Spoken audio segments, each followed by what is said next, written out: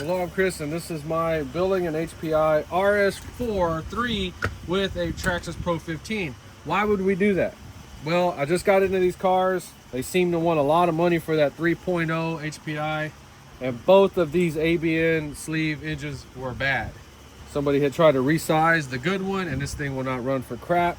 And then this one runs a little bit, but it's completely worn out, so we got to try to get them resized. So Pro 15 Traxxas is a badass engine, and it's going to be my go-to engine because we can buy pretty much everything for it. We're going to throw this thing together and we're going to at least start it up on a bench. But all of these on this channel will be run and have testing videos, no questions asked. So we have a stripped down RS4 3 right here. We're going to try to use as much as we can from the old car like this. And then this is the stuff that we're adding to it. We may need a clutch. So let's check this out real quick in case you want to do this project. So we have a Pro 15, resized piston and sleeve. So then the Pro 15 is not going to have the correct teeth on it. So you're going to have to get one from something else, match the teeth up. This is from a Revo. It's a 15 tooth. Could be from a Slayer Pro. You're going to need some motor mounts. These are off of OKO Show. So I'm going to try to use this old crappy clutch and see if it works. I have a brand new one on standby. So we have 4.5 inch and then about 3 1/4. Those are the two fuel lines. So then you're going to have to look up the linkage for a nitro slash. That's what this piece came off of. We had to bend it up and customize it. And we'll look at everything once it's on the car, but that's what I ended up to make this work. And then we're using 8 Traxxas engine screws and then 4 little washers. So there's exploded views and information on RC Scrapyard about this thing. That's where I got all my info from. We go ahead and put this part on there so we can get our spur in there, and we'll throw the engine together real quick.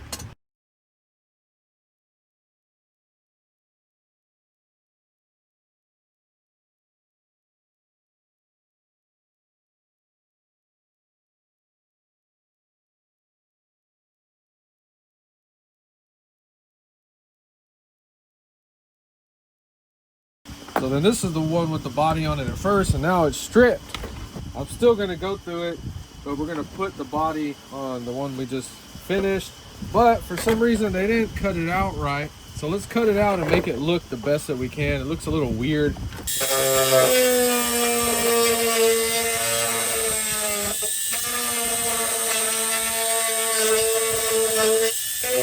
So then they got this extra low line right here. I don't like it.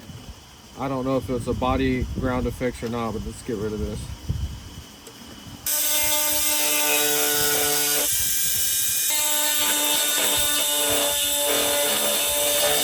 So we still gotta clean up the edges a little bit.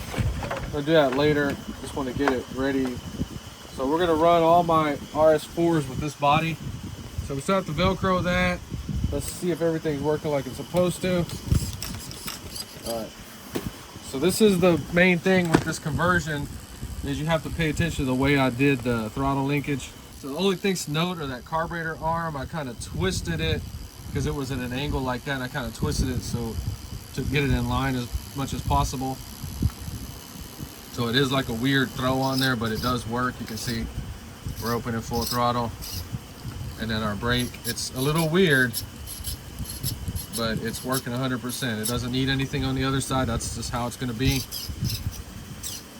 If you can't figure your throttle out, Traxxas /3.3, and you're going to have to clock your carburetor in between that brake screw and the casting or cooling fin on that block. Just right in the middle. The reason we're putting Pro 15s is because they have the rotating carburetor, and I don't know if we're going to be able to put a sliding 2.5 or 3.3 on there. We may be able to. We're gonna have to run it all crazy over here, but we'll figure that out later. So we have a resized piston and sleeve. Let's go ahead and throw some fuel in it. Always use 20% to kind of re-brake your engines in. I do at least 2 tanks on idle. You really only have to do about 1 on a resize, and then you kind of can do like little bumps, like quarter throttle bumps. But I like to run 2 through them. So let's go ahead and see if this thing will start up. It should. I don't see why it shouldn't. Give it a little drink. Okay, so we're starting this one kind of crackhead style, and that's just how we're going to start it. So the easy start does not fit on here in any way whatsoever, but we can get a pull start. But I don't want to rob one off of my other cars just yet. But on this one, we can get a 12mm 1/4" socket, just a little extension piece, get a long one if you have to, and you can start your engines up like this. I usually have a piece of tape wrapped around it to hold it in there, but I've gotten so used to it I don't have to do that anymore. This just kind of fits right through there. We just have an old glow plug in there. I don't see why this thing shouldn't start right up. I have a lot of confidence in it.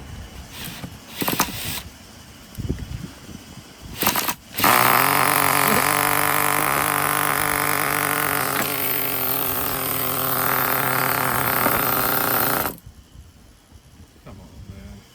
Oh, I had it on the wrong one. Come on.